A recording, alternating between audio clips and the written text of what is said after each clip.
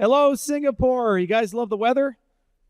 The monsoon rains that come down on you? Actually, it's quite nice here. It's not too hot. I'm very glad they're holding this in September, not in the heart of summer.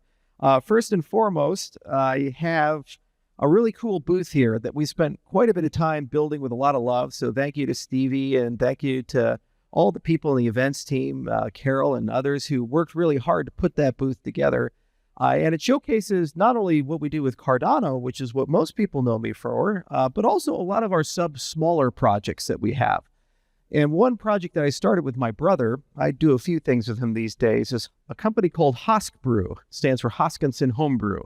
And we actually make video games with that. But not just any video games. We make Nintendo games, like the original Nintendo, because programming is hard, and let's make it harder by doing 8-bit assembly. So for the first time in 30 years, we bought the intellectual property of a video game that my brother and I played when we were kids. It was called Crystal Mines, and we made a sequel to it called Crystal Mines 2. And I actually have here some of these games. Anybody want them? Yeah, people love free shit. Okay. All right. All right, one over here. Oh, brilliant catch. All right, one more in the center. It's like a baseball game. Those are actual Nintendo games. You need an actual Nintendo to play them. It's not an emulated game. God help us. All right, so I've been in the industry a really, really long time. Long enough to remember when we had to pay for our own coffee and we didn't have conferences like this and nobody really cared about us. In fact, they didn't want to make laws or even put us in jail. We were so small. They're like, screw those crypto guys. And it's been extraordinary to watch the industry grow and evolve the last 15 years. We've gone from Bitcoin being $1 to Bitcoin being over 120,000 and nothing to a $4 trillion ecosystem with 500 million people in it, which is really magical when you think about it. And it is important when we have major milestones and major growth milestones to reflect a little bit on where we're going and what needs to be resolved, what needs to be solved, what needs to be built. Here's what's going to happen over the next 5 years. We're going to go from 500 million people in the cryptocurrency industry to over 1 billion. We go from this mostly being a retail-led movement to an institutional movement. And you already see this with Franklin Templeton and BlackRock and all the big tech companies like Google and others. In fact, we just did a presentation yesterday with Google Cloud. They're in the Web3 space. They want to be part of this, as does Microsoft, as does Amazon, the rest. With them, they will bring hundreds of millions, eventually billions of customers into the space. The big challenge for us over the last 4 years was regulation. We have this thing called the United States of America. If you haven't heard of it, you should come, you should take a look at it. It's pretty cool, pretty big. Somebody laughed. And apparently that country decided to go to war with the cryptocurrency space, and they fought us for years after years. They would say these insane things like, come in and register. And Coinbase said, okay, tell us what to do. They met over 20 times with the SEC. And then the SEC ghosted them and sued them for not registering. Every exchange in the United States was sued. Everybody got a subpoena. They went to war with our industry. They fought us. And you know what we did? We found a new president and we won. So fuck them.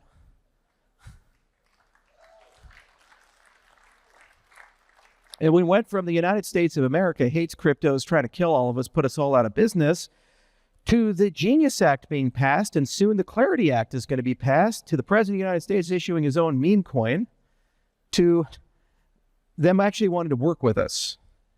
Problem is, it's kind of like a dog that chases cars all the time. We've gotten so used to hating the government, now like we are the man.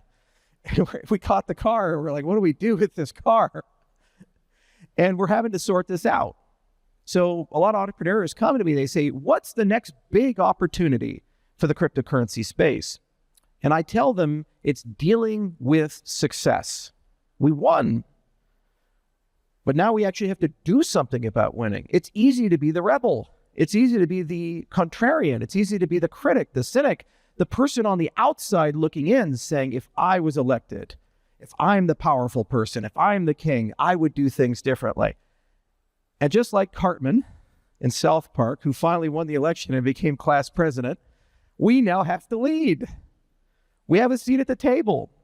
There's no greater example of that than when I was in SALT. I was an audit the Fed guy with Ron Paul and all these other things. I was like, screw the Fed, GAO audit, abolish the Fed. And then I'm sitting in a meeting with Anatoly and Sergey and Ilya and all these other guys and 2 Federal Reserve governors, and they're talking to us about Fed policy. And I say, how did I get here? This is crazy. I wanted to get rid of these guys. Now they're talking to us. So we have to lead as an industry. We have to win as an industry. We have to figure out a vision for the future. And what that means is we have to actually collaborate and talk to each other. The age of strife and competition is over. There's no more Solana versus Ethereum versus Cardano versus Bitcoin and maximalism this and maximalism that. Nobody gives a shit anymore. Now there is, how do we onboard the next 500 million people, the next billion people, the next 2 billion people, and how do we rewrite the economic, political, and social systems of the world? And what principles and properties do these systems have?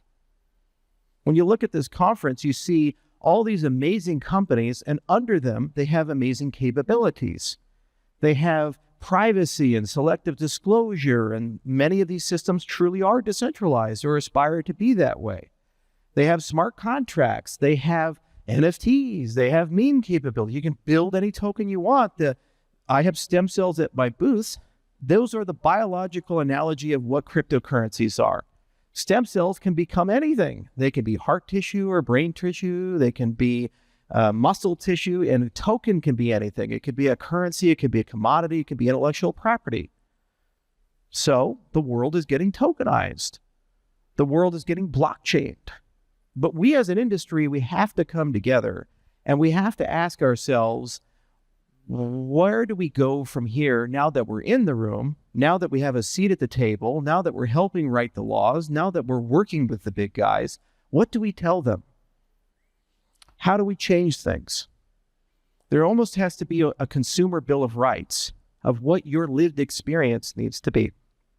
Now, we have some great high priests from the past who told us what to do. Satoshi is the highest of them, the crypto pope.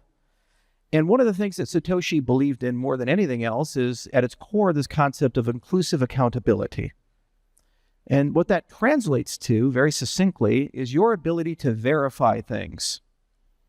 Pretty simple, hard to achieve. I send you a transaction. How do you know the coins exist, and how do you know I haven't double spent it? Because you have a copy of the blockchain. So you can check the transaction yourself. That's a pivotal thing. And the first time in the history of the financial industry where an individual consumer for a digital ledger had the ability to do that. When we look to the next 5 years or 10 years, there's a natural question to ask, can we extend this capability of inclusive accountability beyond just a financial transaction and beyond the requirement of having a full node? Can we extend that so that you on your cell phone, you on your laptop, you with a foreign network that you have no connection to, can verify a proof on the wire and you know what you're looking at is real? Whether that be the tokens, the state of a smart contract, a person's identity, when they assert they have a credential, they assert that they're a member of a country, whatever have you. In fact, as a little side note, we have this wallet called Lace, and one of our vendors apparently had one of those North Korean employees. I just got the memo this morning, and he was writing code, and they tried to blackmail us and said, give us all this USDC or else we're going to dox your code base. We said, well, it's open source, you idiot. It's great, this space. I would like to know that the people working for me and the contractors working for me have no formal ties to North Korea. That'd be really, really nice, right? Shit like that. The world needs trust again. So when we look to the future and these policymakers ask us in Singapore and in Japan and Korea and other places, what do we need? You say, well, we need the ability to prove stuff. So for the last 6 years, we've been working on a collection of technologies we term Midnight. You'll see the booth for it over there. You have this idea of a glacier drop. And it's a lot more than just some new token or new thing. It's a new paradigm. The goal of Midnight is to give to the entire cryptocurrency space and long-term the entire legacy space a toolbox that you can use to sort out two big things. One, when you say something, you have the ability to prove that that thing is real. And two, to restore your privacy. The legacy world requires all this information to be collected about who you are in order to do business with you. It's KYC and AML and all this other stuff, and it's radically incompatible with the crypto world. Yet we now have to merge the two in the next 5 years, next 10 years. So we need some conception of how do we sort out what's private, what's not private, and how do you disclose. At the same time, the crypto world requires the ability to prove things about things, because there's 30,000+ blockchains. And we want to live in a world of interoperability. We want to live in a world of liquidity. We want to live in a world where your DEX has tokens from hundreds of different blockchains on it. We want to live in a world where your DeFi doesn't care where it gets the TVL from. So how do we live in that world if the blockchains can't talk to each other? How do we live in that world if you can't prove properties about the underlying assets? We built Midnight to solve these two big problems. We built Midnight to be a universal proof layer, to be able to be used to fold different blockchains, to be able to be used to make statements about the assets that it's managing, and at the same time, to give you the ability to write private smart contracts. So in a very simple language, compact, it's a variant of TypeScript, and itself is a variant of JavaScript. So if you're a JS developer, it's nothing you haven't seen before. You can extend into Solana, into Cardano, into Bitcoin, into Ethereum, into Avalanche, into BNB, and more to come, XRP as well. And you can add a privacy layer. You can add a disclosure layer to your system. And what this means is we can start talking about settlement as compliance. If you have the money, you're in full compliance. We can start talking about reforming and revising these draconian, stupid regimes of AML, KYC, which were designed for 9-to-5 paper marketplaces that run Monday to Friday, in nation states. We can start talking about making those global in 24 hours a day and 7 days a week, and being able to have customers any place in the world, anytime you want it, where you want it. It's just one of the many innovations that we've been working on. The other thing is that we wanted to have a toolkit to pull all the privacy-enhancing technologies in one place. You'll hear the word salad of things: oblivious RAM, multi-party computation, trusted execution environments, fully homomorphic encryption, all this stuff. Ugh. Who the fuck even knows how it works? It's all over the place, and there's too much. There's too many moving pieces. So you need one place that you can stick it. And what you need is you need to start talking around people. You start talking around experiences, intents, and data. So we built Midnight for that as well, to kind of be this way to link everything up together, aggregate with the off-chain and the on-chain, and pull it together. So at the end of the year, the network is going to start launching, and we already have the test net running. And I wanted to come to Token to kind of share that with all of you and say, hey, this is the next generation of the cryptocurrency space. I've been around for every generation, from Bitcoin to Ethereum to the third gens with like Cardano and Solana and the others. And this is the last mile. And this is the most important generation because this is the adult generation. This is where we take the legacy side of the world and the DeFi side of the world and we combine them together. This is the framework, the thinking process that starts the conversation about how do we actually rebuild the world. For example, wouldn't you like a voting system where you can check your own vote? Wouldn't you like a supply chain system where at any time you can query it and get proofs that tell you things like it's carbon neutral or it's fair trade or kids weren't used to source that lithium? Wouldn't you like to go to the supermarket and when you get your meat and scan the QR code, you can verify that that's grass-fed and it's not GMO and not filled with all kinds of weird hormones and shit? That's the kind of stuff that we'd like to do. And the technology people for a really long time have been telling us that this is coming. That's what Midnight was built for, to sort all these things out. It's not lost on me, traveling 243 days this year. I've been basically living in hotels, that if I get hurt or sick, where am I going to go? I'm going to go to a hospital in a country that speaks a language I don't speak. How do they get my medical records? How do I know that doctors there are qualified to treat me? It's kind of a scary thought. Well, it would be nice to have a system where that just works magically. If money can move globally, information should move globally. And information just can't move. Information has to move in the way Satoshi wanted it, which is with inclusive accountability. It has to move with proofs. These are the kinds of things that make blockchain real. These are the kinds of things that make it easy for the legacy economy to work with our economy. Because you know what? They gave us the victory. They said, you know what? You won.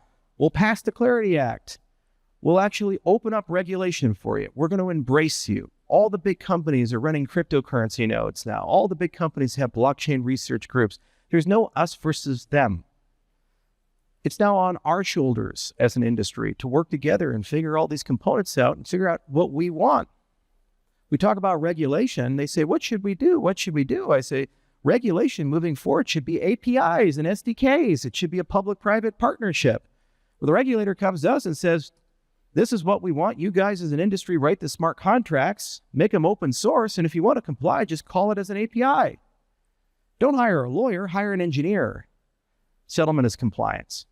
Pretty simple, right? We could actually make that happen in the next 5 years in Korea, here in Singapore, in Abu Dhabi, and yes, even the United States, if we push hard enough for it. And then the Europeans will find a way to fuck it up. They love regulating there. They really do. But you know what? That's no longer their concern. They told us we can do it. So I built Midnight for that. It's my life's work along with Cardano, and I'd love for you guys to check it out. Here's the really crazy thing is you probably actually already own it. Instead of doing an ICO, instead of going to venture capitalists and playing the fucked up weird token game, I realized I'm crazy rich. And when you're crazy rich, you know what you can just give shit away.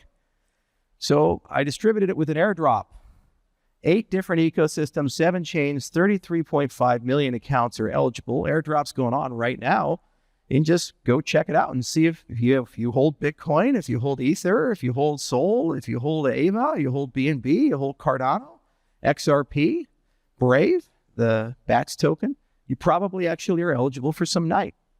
So all I ask is become part of that. Redeem some, build something.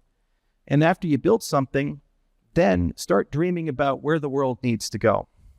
In closing, we have a small window of time, not huge, small, next few years, where we're going to decide how humanity is going to live for the next century. That's it. We're at the finish line. And we can decide if humanity wants to live in a dystopian hellscape where everything is a SaaS product, you own nothing, and you're basically told what your rights are, and you don't own your own identity or data or credit score, and at any given moment you can be blacklisted or censored or deplatformed. We kind of tasted that during COVID. We tasted that in many different respects. Or we can decide in a world of liberty. Blockchain can restore that, but we don't get it for free. We have to build it. It's a participatory thing. The reason this conference exists is not because a government agency did this or a government initiative did this. This is the result of the emergent decisions of hundreds of millions of people over the last 15 years deciding to build this industry. There is no reason with the money we have, the crowds we have, that we can't rebuild the world in a more fair way and in a way where ownership comes back to the people. I will always believe in decentralization, and I will always believe in the power of you. And that's why I created Midnight, to remind the world that you should own your own identity, you should own your own data, and your freedoms of association, commerce, and expression are God-given, not government-given. They can't be taken from you. And if people try to, we'll take them back. So do what you will with it, and know that sometimes winning is harder than losing. Cheers.